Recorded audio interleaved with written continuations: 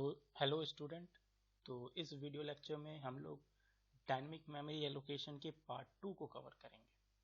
तो हम लोगों ने पार्ट 1 में ये पढ़ा कि मेमोरी एलोकेशन क्या है, इसके कितने मेथड हैं। उस मेथड में आपने पढ़ा स्टैटिक।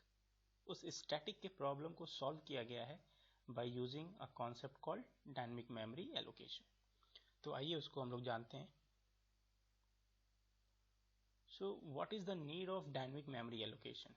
तो डायनेमिक मेमोरी एलोकेशन का क्या नीड है, ये हम लोगों ने पार्ट 1 में देखा कि जो भी हम लोग प्रॉब्लम फेस कर रहे थे स्टैटिक मेमोरी एलोकेशन टेक्निक से उसको रिजॉल्व किया गया या उसको सॉल्व किया गया by using dynamic memory allocation. So to avoid the problem of static memory allocation there is a need of dynamic memory allocation. So basically static memory allocation में problem क्या है कि आपको कंपाइल टाइम पे ही जो भी वेरिएबल्स आप programme में यूज करेंगे उसके साइज को आपको बताना है कि कितना स्पेस वो प्रोग्राम उस वेरिएबल के लिए एलोकेट करे। तो ये स्टैटिक मेमोरी एलोकेशन प्रॉब्लम जो है वो नॉर्मल वेरिएबल्स के लिए नहीं है। जब आप एक एरे डिजाइन करते हैं, एरे को क्रिएट करते हैं और आपको ये नहीं कंफर्म है कि हमें उस एरे में कितने इनपुट लेने हैं, तो आप क्या करते हो, एरे का मैक्सिमम साइज बताते हो। वही मैक्सिमम साइज से प्रॉब्लम जो था वो मैंने आपको प्रोग्राम से करके दिखाया। सो दैट टाइप ऑफ प्रॉब्लम अगर ना हो, इसलिए हम लोग क्या करते हैं, डायनेमिक मेमोरी एलोकेशन। क्यों, अगर आपने 100 ब्लॉक क्रिएट किया और यूजर उसमें 10 और 15 एलिमेंट और 20 एलिमेंट इनपुट कर रहा है, तो बाकी की स्पेस तो अनयूज्ड है, बट वो एरे ए के लिए ही फिक्स होगा। सो हम लोग क्या करेंगे कि यूजर डिपेंडेंट बना दें कि अगर यूजर 5 तो 5 ही ब्लॉक क्रिएट हो, 10 तो 10 ही ब्लॉक क्रिएट हो at the run time. So that type of mechanism is called dynamic memory allocation. So dynamic memory allocation is an allocation techniques which allocate a user required amount of memory for a variable during runtime।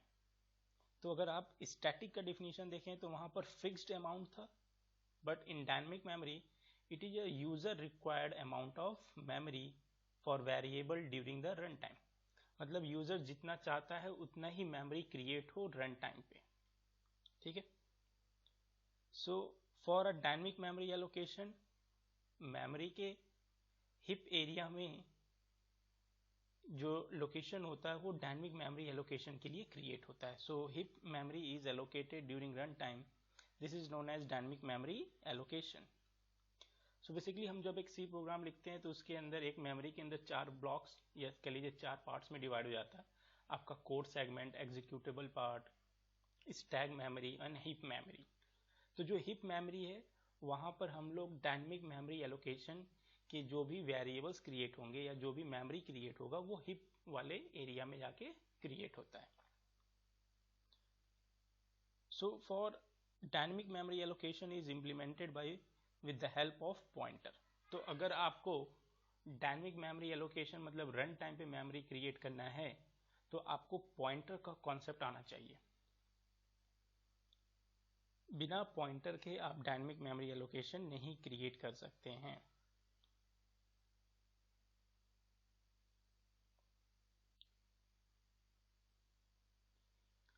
Okay तो सी language में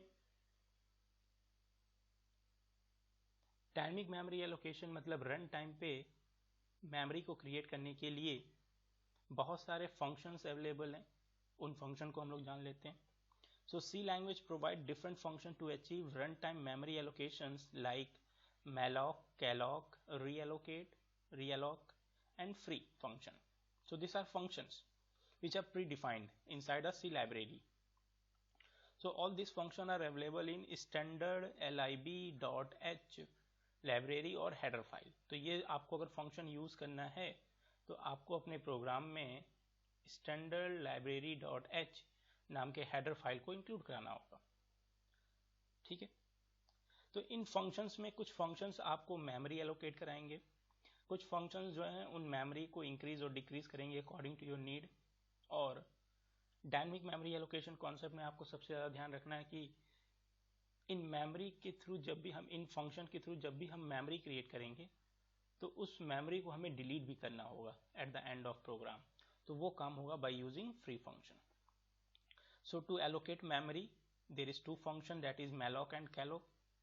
So which one is better, हम लोग इसको बाद में जानेंगे.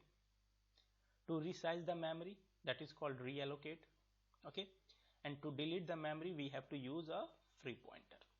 आपको free function use करना पड़ेगा. Okay, so first thing आपको ये जानना है कि जब भी आप memory dynamically create करेंगे तो वो जो memory create होगा, that is dynamic memory allocation function return a pointer to void type which can be typecast to any data. तो जब भी आप इन फंक्शन के थ्रू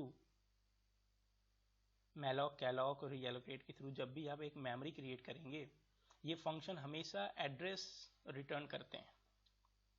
उस ब्लॉक का एड्रेस रिटर्न करेंगे किसको, पॉइंटर को, जो कि किस टाइप का होगा, void type.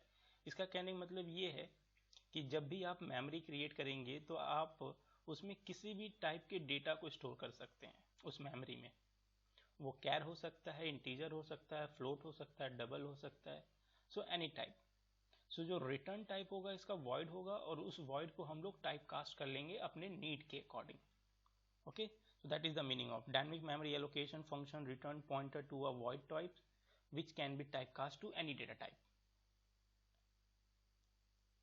So the main advantage of using dynamic memory allocation is preventing the wastage of memory. सबसे बड़ा एडवांटेज है आपका डायनेमिक मेमोरी एलोकेशन का कि जो मेमोरी वेस्ट हो जा रहा था उसको हम लोग पूरी तरह से अब क्या कर सकते हैं, कंट्रोल कर सकते हैं. लाइक स्टैटिक में अगर आपने 50 एरे का साइज दे दिया बट आप यूज कर रहे हैं 10 और 15, तो रिमेनिंग स्पेस क्या है, अनयूज्ड है. बट डायनेमिक में आप जितना इनपुट करेंगे कि हमें 5 नंबर इनपुट करना, so it create a block of 5 और 10. ठीक है, so this is the main advantage of dynamic memory allocation. So this function or dynamic memory allocation function has some disadvantage, and that disadvantage is that when the memory is created by using malloc calloc function, so that memory must be free by the programmer, otherwise it gives some bugs which is difficult to find. इसका मतलब ये है कि जब भी आप dynamic memory allocation के through memory create करेंगे तो आपको करना क्या होगा कि जब आप प्रोग्राम को एंड करेंगे तो उस मेमोरी का जो आपने एड्रेस रिटर्न किया है पॉइंटर में, जो कि आप पॉइंटर क्रिएट करोगे by using static memory allocation concept से, तो उस मेमोरी को आपको फ्री करना होगा. अगर आप फ्री नहीं करोगे तो वो मेमोरी क्रिएट होगा, बट जो आपने स्टैटिक के थ्रू पॉइंटर, उसमें क्या होगा कि वो एड्रेस खत्म हो जाएगा.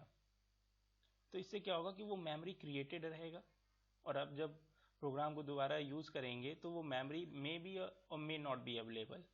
सो दैट टाइप ऑफ प्रॉब्लम में occur in your program. So dynamic memory allocation के जो बाकी आप कहें फंक्शंस जो हैं, मेन इनके फंक्शन जो हैं वो यूज हम लोग करेंगे malloc, calloc, reallocate and free function in the next video. Okay, उस वीडियो में हम लोग 1 by 1 विथ सिंटैक्स कैसे यूज करना है, उसका क्या सिंटैक्स है, विथ वन सिंपल एग्जांपल उसको हम लोग कंप्लीट करेंगे. तो ये ओवरऑल ओवरव्यू था पूरा एक डायनेमिक मेमोरी एलोकेशन का. Okay, thank you.